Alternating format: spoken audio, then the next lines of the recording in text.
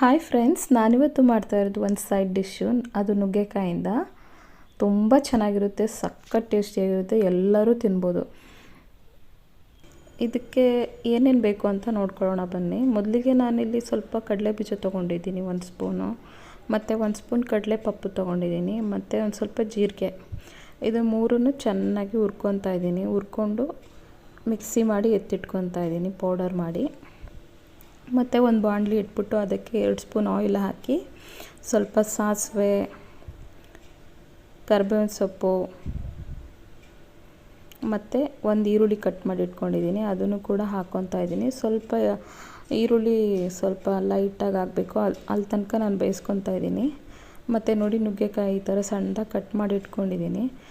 ಚೆನ್ನಾಗಿ ವಾಶ್ ಮಾಡಿಬಿಟ್ಟು ಹಾಕ್ತಾಯಿದ್ದೀನಿ.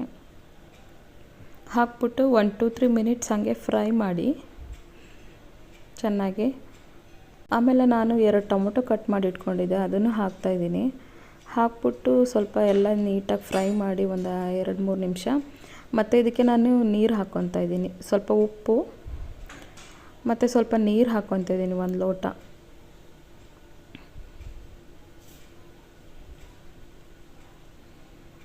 ನೀರು ಹಾಕ್ಕೊಂಡು ಸ್ವಲ್ಪ ಚೆನ್ನಾಗಿದು ಬೇಯಿಸ್ಕೊತಾ ಇದ್ದೀನಿ. ನುಗ್ಗೆಕಾಯಿ ಎಲ್ಲ ಸ್ವಲ್ಪ ಬೇಯಬೇಕಲ್ಲ, 1 ಲಿಡ್ ಕ್ಲೋಸ್ ಮಾಡಿಬಿಟ್ಟು ಚೆನ್ನಾಗಿ ಬೇಯಿಸ್ಕೊತಾ ಇದ್ದೀನಿ. ಆಮೇಲೆ ನೋಡಿ, ಸ್ವಲ್ಪ ಸಾಂಬಾರು ಪುಡಿ ಹಾಕಿದ್ದೀನಿ. ಎಲ್ಲ ಚೆನ್ನಾಗಿ ಬೆಂದಮೇಲೆ ಸ್ವಲ್ಪ ಸಾಂಬಾರು ಪುಡಿ, ಮತ್ತು ನಾವಾಗಲೇ ಮಾಡಿಟ್ಕೊಂಡಿದ್ವಲ್ಲ ಅದು ಪೌಡರು, ಇದನ್ನು ಕೂಡ ನಾನು 2 ಸ್ಪೂನ್ ಹಾಕ್ಕೊತಾ ಇದ್ದೀನಿ. ಮತ್ತು ತೆಂಗಿನಕಾಯಿ ಹಾಕ್ತಾಯಿದ್ದೀನಿ. ಎಲ್ಲ ಹಾಕ್ಕೊಂಬಿಟ್ಟು ಲಾಸ್ಟಲ್ಲಿ ಸ್ವಲ್ಪ ಕೊತ್ತಂಬರಿ ಸೊಪ್ಪು ಹಾಕಿ ಚೆನ್ನಾಗಿ ಇದು ಮಾಡಿದ್ರೆ ನೋಡಿ, ಒಂಥರ ಡ್ರೈ ನುಗ್ಗೆಕಾಯಿ ಗೊಜ್ಜು. ಇದೇ ಥರ ಹೆಲ್ತಿ ರೆಸಿಪೀಸ್ಗೋಸ್ಕರ ನನ್ನ ಫಾಲೋ ಮಾಡೋದು ಮಾತ್ರ ಮರಿಬೇಡಿ. Thank you.